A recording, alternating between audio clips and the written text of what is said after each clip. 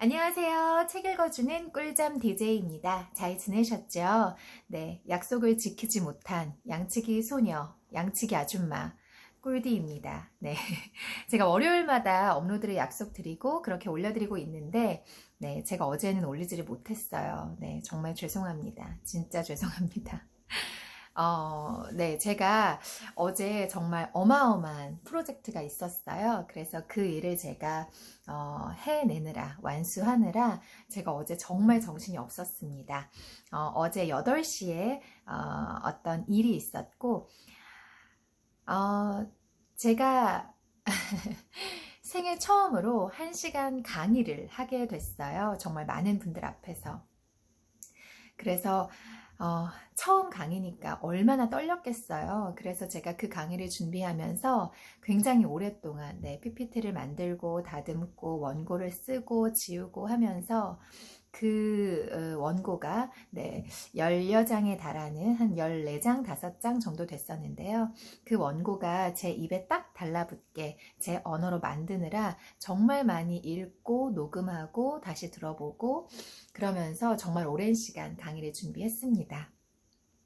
그래서 어제 제가 약 1시간 3, 40분 정도 제 강의 그리고 질의응답 시간까지 해서 그렇게 강의를 마치고 와 정말 제가 완전 넉다운이 됐어요. 네, 사실 별거 아닐 수도 있는데요. 또 저한테는 처음 있는 일이다 보니까 그 긴장과 그리고 그 스트레스와 그 불안이 또 굉장히 새롭더라고요. 너무 좋았고, 제가 한 어떤 새로운 것에 도전을 했다는 것에, 그리고 어쨌든 만족스럽게 잘 마쳤다는 사실에 굉장히 기분이 좋았습니다. 제가 그렇게 어린 나이가 아님에도 불구하고 제가 좋아하는 공부를 찾게 됐고 그래서 정말 열심히 달려가고 있고 하나씩 하나씩 조금씩 결실이 보이는 것 같아서 아직 멀었지만 결실이 조금씩 있는 것 같아서 너무나 행복하고 뿌듯합니다. 오늘이 우리 제일 젊은 날, 제일 어린 날이잖아요. 우리 구독자분들도 하고 싶은 일 있으시다면 주저하지 마시고 지금 바로 당장 시작하시기 바랍니다. 네, 나이키에서 사용하는 그 문구 있잖아요. Just do it. 제가 되게 좋아하는 말인데 지나고 보니까 너무 흥분했다. 흥분을 가라앉히자, 꿀디야. 네, 지나고 보니까 망설였을 때 했으면 어땠을까? 고민하고 있을 때, 머릿속만 그렇게 바빴을 때, 머릿속으로만 일하지 말고, 진짜 내 몸을 움직여서 행동해 봤으면 어땠을까? 그런 생각을 많이 하게 되더라고요. 셰익스피어가 한 말이었나요? 청춘은, 젊음은 젊은이에게 주기에는 너무 아깝다. 라는 말을 했는데요. 정말 실감합니다. 정말 아주 100번 옳은 소리입니다. 네. 저도 제가 20대 때, 대학생 땐, 그 시간이 정말 그렇게 찬란하고 빛나고 아주 아름다운 시절이라는 걸 전혀 알지 못했습니다. 여러분들에게도 오늘이 정말 새로운 무언가를 도전해 보시는, 그게 굳이 거대하고 원대한 것이 아니더라도 할까 말까 해볼까 말까 좀 했으면 좋겠는데 라고 망설이던 그 어떤 것이 있다면 작은 일이라도 한 걸음 나가서 실천하시는 그런 하루가 되셨으면 좋겠습니다. 네. 이상 어제 생애 첫 강의를 마치고 너무나 기분이 좋아서 흥분해서 이런 이야기를 하는 꿀디였습니다. 요거 제가 좀 닫아 놓을게요. 제가 예쁘게 화면에 잡고 싶어서 열어놨는데 식을 것 같아요. 네. 많이 기다리셨죠? 기찻길의 아이들 오늘 14장 이야기의 끝이라는 챕터인데요. 아마 오늘 안에 다 읽어드리지는 못할 것 같아요. 이야기의 끝 챕터이긴 하지만 마지막 챕터이긴 하지만 그래도 꽤 장수가 돼서 제가 읽어드릴 수 있는 만큼 읽어드리도록 하겠습니다. 지난 시간에 점점 재밌어지지 않았나요? 끝으로 갈수록 저는 너무 재밌네요. 저는 사실 그 짐의 할아버지가 그 부자이고 인자하고 자상한 노신사분일 거라고는 생각도 못했습니다. 뭔가 약간 소공녀스러우면서 뭔가 전개가 너무 동화스럽긴 하지만 그래도 또 그런 재미로 읽는 그런 깨끗하고 따뜻하고 정말 순수한 그런 책이니까 그럴 수 있겠다 그런 생각도 듭니다. 읽어드릴게요. 기찻길의 아이들 14장 이야기의 끝. 노신사가 손자를 보러 온 뒤로 새 굴뚝집에서의 삶은 예전과 많이 달라졌다. 이제 노신사의 이름을 알지만 아이들은 적어도 자기들끼리 있을 때에는 절대 노신사의 이름을 부르지 않았다. 아이들에게 그는 언제나 노신사였다. 내 생각에도 그는 우리들에게 노신사로 남아있는 편이 훨씬 좋을 것 같다. 내가 노신사의 이름이 스눅스 또는 젠킨스라고 말해준다면 여러분은 왠지 실감이 나지 않을 것이다. 드디어 나도 나만의 비밀 하나를 갖게 되었다. 비밀은 그것 하나뿐이다. 나는 여러분에게 모든 것을 말해주었다. 이 마지막 장에서 말하려는 것만 빼고. 솔직히 여러분에게 모든 것을 다 이야기하지는 못했다. 그랬다가는 이 책은 결코 끝나지 않을 것이다. 그건 좀 서운한 일이 아닐까? 앞서 말했듯이 새 굴뚝집에서의 삶은 예전과 많이 달라졌다. 요리사와 하녀는 아주 좋은 사람들이었다. 그들의 이름은 말해도 상관없을 것 같다. 클라라와 에델윈이다. 그들은 엄마에게 비니 부인이 나이가 많아서 일을 잘하지 못한다며 굳이 오지 않아도 될 것 같다고 했다. 그래서 비니 부인은 일주일에 2번만 와서 빨래와 다림질을 하기로 했다. 클라라와 에델윈은 방해를 받지 않으면 일을 더 잘할 수 있을 것 같다고 했다. 아이들이 더 이상 차를 준비하거나 설거지를 하고 청소를 하지 않아도 된다는 뜻이었다. 한편 엄마가 아이들을 가르칠 시간이 생겼다는 것은 예전처럼 아이들과 놀아주고 아이들을 위해 시를 지어줄 시간이 생겼다는 뜻이기도 하다. 엄마는 새 굴뚝집으로 이사 온 뒤로 시를 지을 시간이 그리 많지 않았다. 그런데 무엇을 배울 때 정말 이상한 점이 하나 있다. 무엇을 배우든지 간에 아이들은 늘 다른 걸 배우고 싶어 한다. 예를 들어 라틴어를 배우는 피터는 보비처럼 역사를 배우고 싶어 했다. 역사를 배우는 보비는 필리스처럼 수학을 배우고 싶어 했다. 필리스 역시 피터가 배우는 라틴어를 가장 배우고 싶어 했다. 늘 그런 식이었다. 어느 날 아이들이 공부를 하려고 앉았는데 각자 자기 자리에 짧은 시가 한 편씩 놓여 있었다. 엄마가 아이들의 생각이나 느낌, 아이들이 쓰는 언어를 이해하고 있다는 것을 보여주기 위해 아래에 그 시를 소개한다. 어른들은 대부분 아이들의 세계를 이해하지 못한다. 기억력이 나빠서 자신들이 어렸을 때 느꼈던 기분은 다 잊어버린다. 이 시들은 물론 아이들이 직접 말하는 것처럼 쓰여 있다. 새 아이들의 시가 있는데요. 어린 아이들이 과연 어떤 시를 썼을까 한번 들어보도록 할게요. 피터. 나는 한때 카이사르가 쉬운 책이라고 생각했지. 그것이 얼마나 어리석은 생각이었는지. 한 사내 녀석이 카이사르를 읽기 시작했네. 그는 뭐가 뭔지 전혀 알 수 없었네. 동사시제는 참으로 바보 같아. 차라리 왕들의 역사를 배우고 싶어. 그 다음 첫째 언니 보비. 내 공부 중에서 가장 끔찍한 건 누가 누구를 계승했는지 배우는 거야. 그 수많은 여왕과 왕들이 언제 무엇을 했는지 배우는 거야. 연대기는 정말 지긋지긋해. 차라리 수학을 배우고 싶어. 필리스, 귀여운 막내 동생이죠. 사과 몇 파운드 하는 숫자가 내 석판을 채우지. 내가 쓴 돈이 모두 얼마지? 숫자를 쓰고 지우고 또 쓰고 지우네. 그러다 나누기 때문에 울어버리지. 오빠처럼 라틴어를 배울 수 있다면 내 석판을 부숴버리고 기쁨의 비명을 지를 테야. 아, 너무 귀엽네요. 와, 수포자는 아니다. 포기하지 않았으나 잘하지 못했던. 네, 저로서는 너무나 이해가 되는 필리스의 이야기입니다. 보비는 또 연대기보다는 수학을 배우고 싶다고 하네요. 저는 차라리 역사가 낫습니다. 네. 물론 이런 것들이 수업을 훨씬 즐겁게 했다. 가르치는 사람은 수업 내용이 배우는 사람에게 쉽다고 생각하지 않는다. 그리고 배우는 사람이 알아듣지 못하더라도 어리석기 때문이라고 생각하지 않는다. 여러분이 이 점을 알아두었으면 한다. 짐의 다리가 점점 나아지자 아이들은 위층에 올라가서 짐이 들려주는 학교 생활과 다른 소년들에 대한 이야기를 들었다.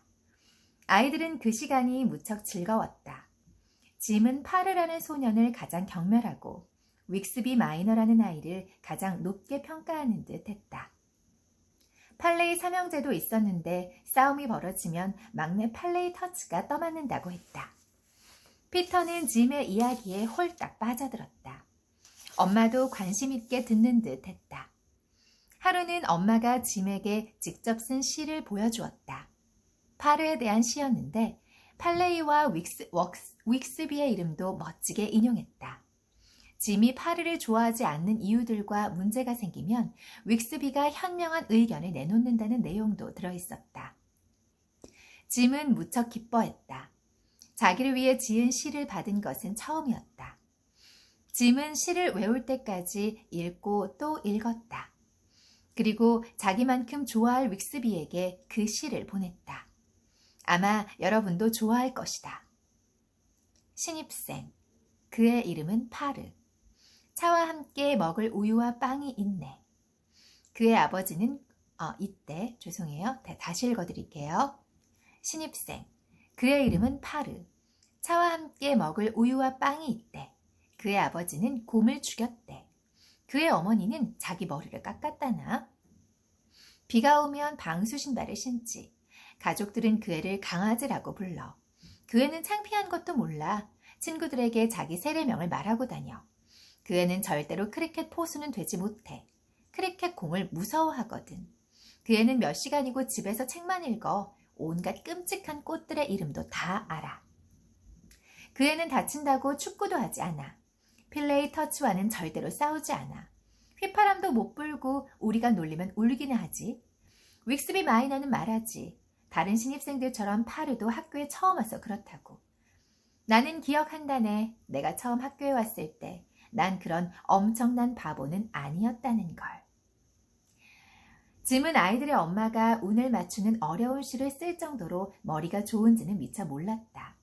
새 아이들에게는 멋지지만 익숙한 일이었다.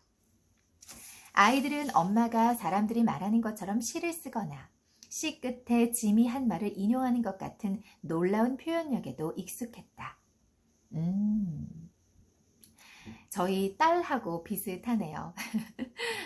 제가 워낙 이렇게 소리내서 읽는 걸 좋아하고 그리고 이렇게 책을 읽어줄 때 그냥 읽어주는 법이 없어요. 늘 등장인물의 연기를 항상 해주었고 지금도 그렇고요.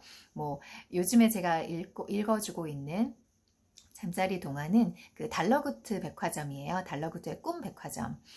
거기에 나오는 그 페니 목소리, 그 다음에 그 달러구트 씨 목소리, 그리고 거기서 일하는 그 점원들의 이야기, 목소리, 그리고 그 귀여운 어떤 털복숭이의 그 생물체가 나오잖아요. 사람은 아닌. 그 잠을 자고 돌아다니느라고 옷을 입지 않고 파자마나 아니면 이렇게 속옷바람으로 돌아다니는 사람에게 옷을 입혀주는 이름이 좀 독특했는데 아무튼 그 생물체의 그 목소리도 제가 연기하면서 읽어주거든요. 이 세 아이들이 엄마가 시를 쓰고 시 끝에 그 사람이 한 말을 인용하는 것 같은 이런 놀라운 표현력, 이런 멋지지만 굉장히 대단한 일에 아이들이 익숙해져 있다고 했잖아요. 엄마가 워낙 시를 잘 쓰시는 분이니까. 저희 딸도 제가 연기를 잘한다는 건 아닌데 저희 딸도 제가 그렇게 읽어주고 말하는 것에 굉장히 익숙해져 있어요. 제가 평상시에 말할 때도 사랑아 바삭한 김에 저희 딸 이름이 사랑이는 아니에요. 엄마가 바삭한 김에다가 밥 줄까? 아니면 엄마가 사사삭 사과 좀 깎아줘? 이렇게 말하거든요. 그런 것에 그 표현력에 저희 딸도 굉장히 익숙해져 있어요. 그래서 그런 어떤 영향으로 저희 딸도 책을 좋아하고 소리내서 읽는 걸 어려워하지 않고 제가 그 아이들을 만나보면요. 소리내서 책을 읽는 것을 어려워하는 친구들이 많이 있어요. 그 어려워한다는 게 어떤 것이냐면 제가 예를 들어 볼게요. 짐은 아이들의 엄마가 운을 맞추는 어려운 시를 쓸 정도로 머리가 좋은지는 미처 몰랐다. 이런 식이에요. 우리 눈이 벌써 뒤에 가서 어떻게 이어지는지를 보고 머리가 좋은지는 미처 몰랐다. 머리가 좋은지는 이렇게 연결해서 읽어줘야 하잖아요. 아이들이 그 뒤에 있는 문장을 아랫줄 혹은 윗줄 이런 그 연결을 빨리빨리 해내지를 못하더라고요. 그리고 이 여는 법칙이라고 하죠. 아래에 있는 받침이 위로 올라가야 하는 것. 사실 이런 것들이 가르치지 않아도 일상생활에서 발음을 명확하게 하다 보면 그리고 소리내서 읽는 연습을 많이 하다 보면 근데 그것도 그러네요. 뭔가 좀 명확한 발음을 계속 듣고 그런 발음에 익숙해져야 나도 그런 발음을 하는 건데 그렇지 않다면 어렵기도 하겠습니다. 네, 여는 법칙 같은 거는 우리가 좀 배워야 하는 부분이 있잖아요. 그렇죠? 이 닭 같은 경우, 그 치킨, 닭 같은 경우도 리을이 발음이 되고 그 기역이 위로 올라가서 기역이 된다는 거. 닭이가 아니라 달기. 닭은이 아니고 닭은 이런 식으로 그쵸? 제가 무슨 말 하는지 아시죠? 그런 것들은 사실 좀 표준 발음을 제대로 된 명확한 발음을 알아야 들어야 내가 그것이 소화가 돼서 그렇게 읽어지는 건데 맞아요. 그런 거를 좀 평상시에 접하지 않은 아이들이라면 좀 읽기가 어려울 수 있겠다는 생각이 들긴 합니다. 그래서 사실 저는 제가 물론 이제 발음이나 이런 아나운싱 공부를 하기도 했었지만 이금희 아나운서 너무너무너무 다들 좋아하시죠. 정말 저는 원탑이라고 생각합니다. 너무 이런 그 얘기를 많이 하기 때문에 좀 식상하실 것 같은데 이금희 아나운서의 그 음성 특히 요즘엔 유튜브에 또 굉장히 많이 나오고 계시더라고요. 그래서 그분의 그 목소리, 그분 말씀하시는 것, 그리고 그 발음들 많이 듣습니다. 제가 너무너무 좋아하는 음성이고 특히나 이 발음, 장단음, 그리고 이 이중 모음 발음을 너무나 명확하게 하시니까 정말 그분이 아는 지식도 물론 많으시겠지만 아마 그것들이 더 그 전달력에 더해져서 더 풍성하게 시너지 효과를 내지 않는가 그런 생각이 듭니다.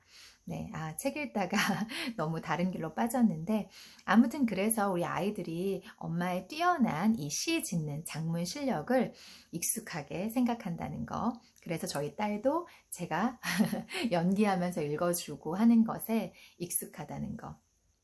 어제 제가 강의를 마쳤는데요. 들으시는 선생님께서 그러시더라고요. 한 편의 드라마를 본 것 같다. 어쩜 이렇게 연기를 잘하시냐. 제가 중간중간에 조금 재미있게 말씀드리고 싶은 부분들이 있어서 제가 약간 연기를 하면서 가미하면서 그렇게 강의를 진행을 했었는데 좀 늦은 시간이라 제가 좀 웃겨드리고 싶었어요. 재미있게 유쾌하게. 또 제가 웃기는 거 좋아하기 때문에 좀 졸린 시간이잖아요. 8시부터 9시, 10시가. 그리고 또 월요일이었기 때문에 좀 무겁게 가라앉은 그런 강의보다는 제목은 좀 심오하다기보단 조금 어려웠지만 좀 가볍게 다가가고 싶었어요. 그래서 끝나고 나서 드라마를 본 것 같다. 라고 말씀을 하셔서 내가 너무 과했나 싶기도 했고 그리고 나의 연기가 이렇게 빛을 발하나 이런 생각도 들었습니다. 네, 다시 읽어드리도록 할게요. 짐의 다리가 점점 나아가자 아이들은 짐을 즐겁게 해주고 싶었다. 단순한 놀이가 아니라 아주 근사한 일이어야 했다. 그러나 그런 일을 떠올린다는 것은 엄청나게 힘들었다.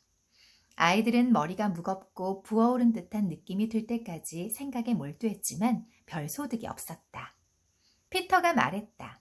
소용없어. 아무것도 떠올리지 못하면 어쩔 수 없지 뭐. 형이 좋아할 만한 일이 저절로 일어날지도 몰라. 맞아. 우리는 아무것도 하려 하지 않았는데 어떤 일이 자연스럽게 생길 때도 있잖아. 세상에 일어나는 모든 일들이 마치 자기가 한 것이냐. 필리스가 담담하게 말했다. 보비도 거들었다. 무슨 일이 생기면 좋겠다. 아주 멋진 일이. 보비가 이 말을 하고 정확히 나흘 뒤 정말 멋진 일이 일어났다. 사흘 뒤라고 말할 수 있으면 좋았을 텐데 옛 이야기 속에서 모든 일은 사흘 뒤에 일어나기 때문이다. 아이들은 그 무렵에는 기찻길에 가지 않았다. 시간이 흐를수록 꺼림칙한 기분이 들었다. 하루는 필리스가 그 일에 대해 먼저 입을 열었다. 기찻길이 우리를 그리워할지 궁금하다. 요즘에는 통 안 갔잖아. 보비가 말했다. 은혜도 모르는 아이들 같아. 같이 놀 사람이 아무도 없었을 때 기찻길은 다정한 친구가 되어주었는데 말이야. 피터가 말했다. 벅스 아저씨가 형의 안부를 물으러 늘 오잖아. 신우원 아저씨의 어린 아들도 많이 낳았대. 아저씨가 말해줬어. 필리스가 말했다. 기차역 사람들 말고 기찻길 말이야. 보비가 말했다. 내가 속상한 건 요즘 9시 15분 초록 용한테 손을 흔들면서 우리의 사랑을 아빠한테 전하지 못하기 때문이야. 그럼 다시 시작하자. 필리스의 제안에 아이들의 인사는 다시 시작되었다. 집에 하인들이 오고 엄마가 더 이상 글을 쓰지 않으면서 생긴 모든 변화들 때문에 이곳에 이사온 첫날의 이상한 아침 이래로 아주 오랜 시간이 흐른 듯 했다.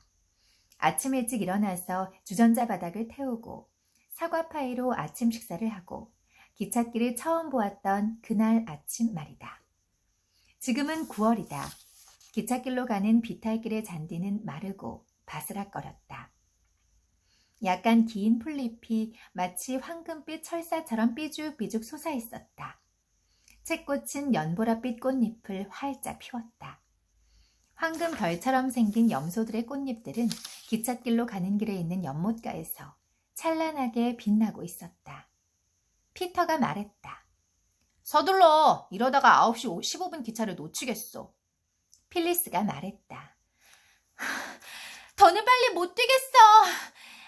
귀찮아. 구두끈이 또 풀렸어. 피터가 말했다. 넌 결혼식 날에도 교회 복도를 걷다가 구두끈이 풀어질 거야. 네 신랑이 그 끈에 걸려 넘어져서 코가 뭉개지면 넌 그 사람이랑 결혼하지 않겠다고 하겠지? 그래서 결국 노처녀가 되고 말 거야. 필리스가 단호하게 말했다. 웃기지 마! 노처녀로 늙느니 코가 뭉개진 남자랑 결혼할 거야. 보비가 말했다. 코가 뭉개진 사람이랑 결혼한다면 너무 끔찍하겠다. 결혼식장에서 꽃향기도 못 맡을 거 아니야. 피터가 소리쳤다. 결혼식장에 꽂히고 뭐고 저기 봐! 차단기가 내려졌어. 얼른 뛰어! 아이들은 재빨리 뛰었다. 그러고는 손수건이 깨끗하든 말든 9시 15분 기차를 향해 손을 힘껏 흔들었다. 보비가 소리쳤다. 우리 사랑을 아빠한테 전해줘! 피터와 필리스도 뒤질세라 소리쳤다. 우리 사랑을 아빠한테 전해줘! 노신사가 1등 칸 객실에서 아주 힘차게 손을 흔들었다. 노신사는 늘 손을 흔들기 때문에 이상한 점은 전혀 없었다. 아이들을 정말 놀라게 한 광경은 창문마다 승객들이 손수건이나 신문 또는 손을 힘차게 흔들어주는 모습이었다. 기차는 덜커덩거리며 휙 지나갔다. 기차가 지나간 자리에서 작은 자갈들이 톡톡 튀어오르며 춤을 췄다. 아이들은 어안이 벙벙한 얼굴로 서로를 쳐다보았다. 피터가 말했다. 보비가 말했다. 필리스가 말했다. 피터가 말했다. 도대체 무슨 일이지?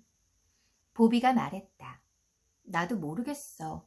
아마 노신 할아버지가 기차역에서 함께 탄 승객들한테 우리를 보고 손을 흔들어주라고 했나 봐. 우리를 즐겁게 해주려고 말이야. 사실은 이랬다. 이 기차역에서 유명하고 존경받는 노신사는 그날 아침 일찍 기차역에 도착했다. 노신사는 기차표를 찍는 재미있는 기계를 들고 있는 젊은 검표원 옆에 서서 지나가는 승객들에게 일일이 무슨 말을 전했다. 그 말을 들은 승객들의 얼굴에 놀라움, 흥미, 의심, 기쁨, 마지못한 등의 다양한 표정이 떠올랐다. 승객들은 고개를 끄덕이고는 플랫폼에 가서 노신사가 말해준 신문 기사를 찾아 읽었다. 기차에 오른 승객들은 이미 타고 있던 승객들에게 노신사의 말을 전했다. 그러자 그 승객들도 가지고 있던 신문에서 어떤 기사를 찾아 읽고는 깜짝 놀라거나 기뻐했다. 승객들은 기차가 새 아이들이 서 있는 울타리를 지날 때 손이나 신문이나 손수건을 힘껏 흔들어 주었다. 아이들은 기차가 마치 살아있는 것 같다고 느꼈다. 오랫동안 자기들이 보여주었던 사랑에 마침내 기차가 답해준 것만 같았다. 피터가 말했다. 이렇게 기이한 일은 처음이야. 맞아. 아주 기구한 일이야. 필리스는 오빠 말을 똑같이 따라하려고 애썼지만 우스운 말이 되고 말았다. 보비가 이상하다는 듯이 말했다. 그런데 오늘 할아버지가 손 흔드는 모습이 다른 때랑 좀 다르지 않았니? 동생들이 대답했다. 아니, 난 어딘지 다른 것 같아. 할아버지가 마치 신문으로 우리한테 뭔가를 설명하려는 것 같았어. 피터가 물었다. 죄송해요. 할아버지가 우리에게 설명하는 것 같았어 라고 말한 게 보비였네요. 보비 누나가 그렇게 말을 하니까 피터가 묻습니다. 뭘 설명한다는 거야? 잘은 모르겠지만 느낌이 이상해. 꼭 무슨 일이 일어날 것 같아. 무슨 일이 일어날지 내가 말해주지. 이제 곧 필리스 스타킹이 흘러내릴 거야. 사실이었다. 9시 15분 기차를 향해 너무 열심히 손을 흔드느라 스타킹을 고정하는 끈이 끊어졌다. 보비가 급한 대로 손수건으로 스타킹을 묶어주었다. 아이들은 모두 집으로 돌아왔다. 엄마는 보비를 걱정스럽게 쳐다보며 물었다. 오늘 기분이 안 좋니? 모르겠어요. 기분이 어떤지도 모르겠어요. 오늘만 공부를 좀 쉬게 해주시면 안 돼요? 게으름을 피우려는 건 아니에요. 좀 혼자 있고 싶어요. 그래, 오늘은 쉬어라. 하지만 보비가 자기 석판에 떨어뜨렸다. 둥근 도형을 그릴 때 쓸모있는 초록색 표시 부분을 가로질러 금이 가고 말았다. 이제 석판은 예전과 똑같은 석판이 아니었다. 엄마는 복도에 멍하니 서서 비옷과 우산들 속에서 모자를 찾고 있는 보비를 붙잡았다. 너 왜 그러니? 어디 아픈 건 아니지? 보비가 약간 숨을 헐떡이며 말했다. 모르겠어요. 그냥 혼자 있고 싶어요. 제 머리가 정말 멍청해서인지 아니면 속이 울렁거려서 그런지 좀 봐야겠어요. 엄마가 보비의 머리칼을 이마에서부터 뒤로 쓸어 넘겼다. 좀 누워있는 게 어때? 정원에 있으면 기운이 날 것 같아요. 보비는 더 이상 참을 수가 없었다. 기차역으로 가봐야겠어. 퍽스 아저씨랑 이야기도 나누고 신호원 아저씨의 아들이 어떤지도 물어봐야지. 보비는 기차역으로 가는 길에 우체국의 노부인을 만났다. 노부인은 보비에게 입을 맞추고 안아주었지만 별다른 말은 하지 않았다. 신의 축복이 함께하길. 사랑한다. 어서 뛰어가 봐라. 포복점 젊은이의 태도도 이상했다. 평소에는 예의도 없고 은근히 거만했는데 이날은 자신의 모자를 살짝 만지며 보비에게 예의를 차리더니 의미심장한 말까지 했다. 좋은 아침이야, 꼬마 아가씨. 당연하지. 신문을 펼쳐들고 걸어오던 대장장이의 태도는 더욱 이상했다.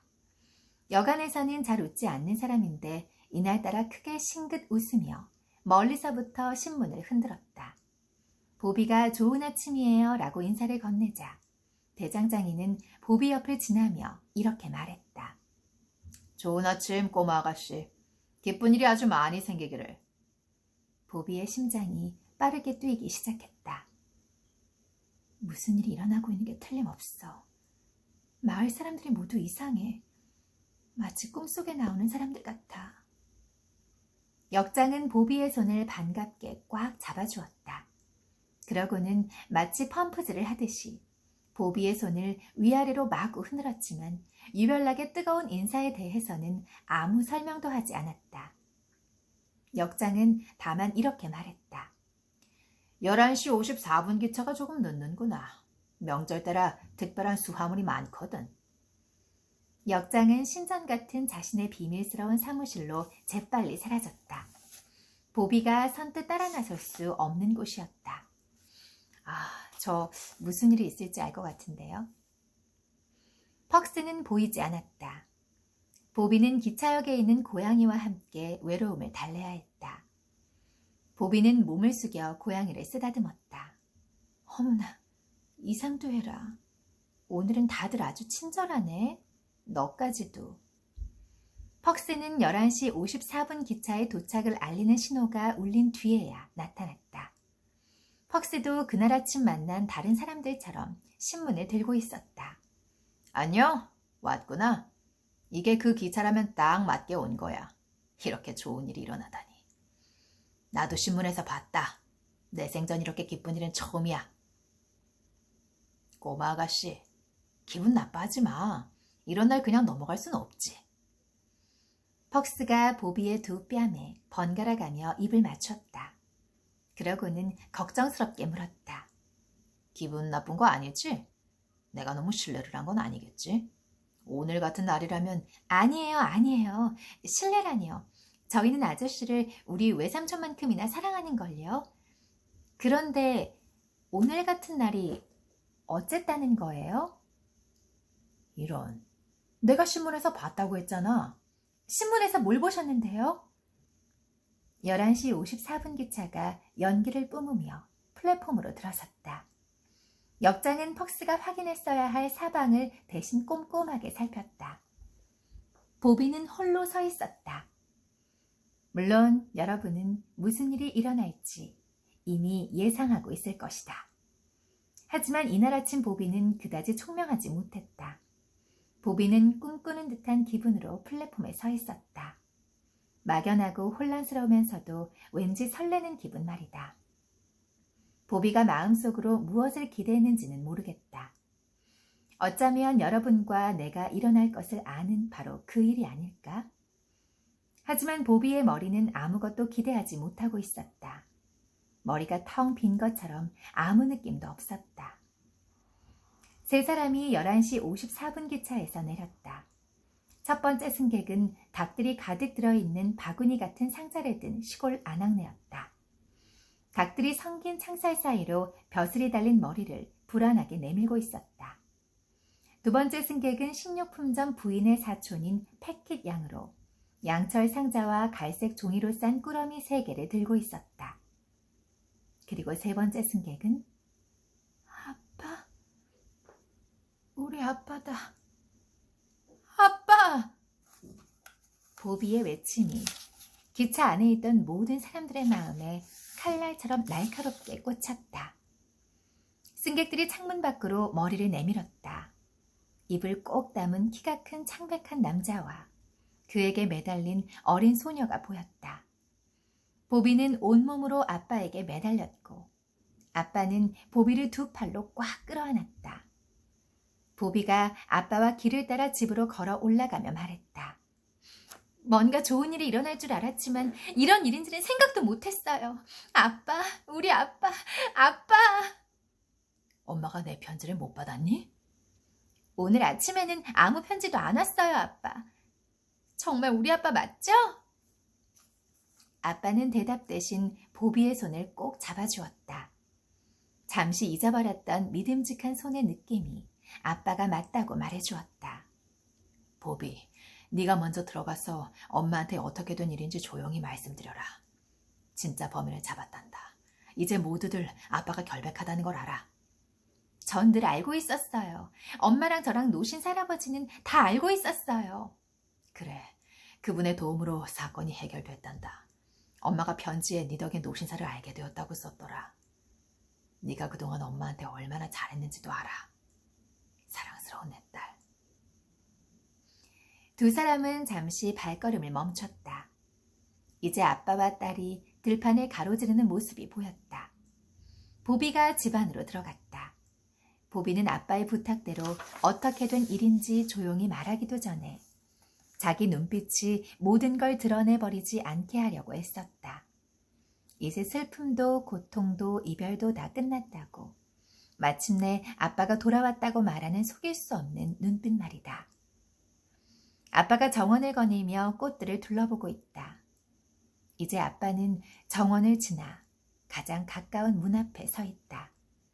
그 문은 뒷문이고 제비들이 마당 위에서 원을 그리며 돌고 있다. 아이들이 진흙으로 둥지를 만들어 주었던 그 제비들 말이다. 이제 문이 열린다. 보비가 아빠를 부른다. 아빠, 들어오세요. 어서요. 아빠가 들어가고 문이 닫힌다. 나는 문을 열고 뒤따라 들어가지 않으려 한다.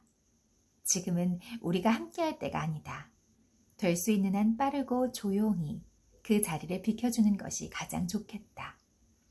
들판 끝에서 우리는 가는 금잔디와 실잔대와 채꽃과 성유한초에 파묻혀 선 채 마지막으로 얼굴을 돌려 어깨 너머로 하얀 집을 바라본다.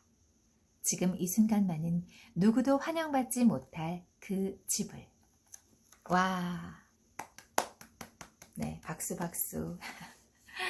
정말 꿈 같은, 정말 그림 같은 동화네요. 그렇죠? 소설이 아니라 정말 한편의 따뜻하고 뭉클한 어린이를 위한 동화를 읽는 기분이었습니다. 제가 이 책을 읽으면서 도대체 이게 누구의 시점으로 쓰여진 걸까? 이게 굉장히 관찰자의 시점으로 묘사가 되고 있잖아요. 기술이 되고 있잖아요. 정말 그냥 제3자네요. 그렇죠? 전지적 작가 시점. 이 액자 안에 있는 이 가족들의 상황, 가족들의 이야기, 그리고 그 주변 사람들의 이야기를 바라보는 저 먼 발치에 있는 제3자의 이야기가 제3자의 시선으로 이 글을 쓴 것이었군요. 저는 이 작가가 누군가 생각을 하면서 읽고 있었는데 그냥 어떤 누군가, 그냥 관찰자, 그냥 썸바디였던 것이네요. 재밌었습니다. 그리고 무엇보다 아빠가 돌아와서 우리 아이들이 이제는 엄마를 모시면서, 엄마를 돌보면서 아이들끼리 서로 의지하면서 사는 것뿐만이 아니라 더 크고 든든한 아빠 품 안에서 뛰놀 수 있어서 정말 감사하고 기쁜 책이었습니다. 기찻길의 아이들 지금까지 들어주셔서 감사하고요. 오늘 제 티푸드는 제가 너무나 좋아하는 이거 그 포르투갈에서 굉장히 유명한 나타 오 비카라고 있나요? 네, 굉장히 유명한 에그타르트고 이 체인점에서 제가 사왔습니다. 네, 너무너무 맛있어요. 진짜 길거리에서 혹은 카페에서 이 브랜드를 보신다면 꼭 에그타르트 오리지널로 시켜서 드셔보기를 바래요.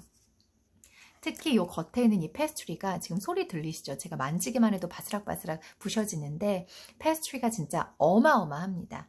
그 자리에서 바로 구워서 바로 오븐에서 꺼내서 주면 거의 정말 이 페스트리를 입안에 넣고 씹으면 바로 그냥 막 테이블이고 어디고 떨어질 정도로 정말 너무나 바사삭하고요.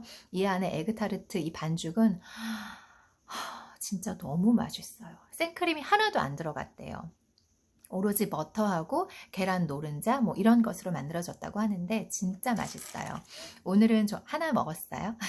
네, 에그타르트 오리지널, 그리고 얘는 초코타르트, 그리고 얘는 호두타르트예요. 정말 강추입니다. 그리고 뭐 겨울 간식, 건강 간식, 귤 이렇게 준비해 봤습니다. 여러분도 요 깔아놓으시고 예쁜 블랭켓, 포근한 블랭켓 이렇게 덮고 귤 까 드시면서 재밌는 책, 좋은 책 읽어보시기 바랍니다. 감사합니다.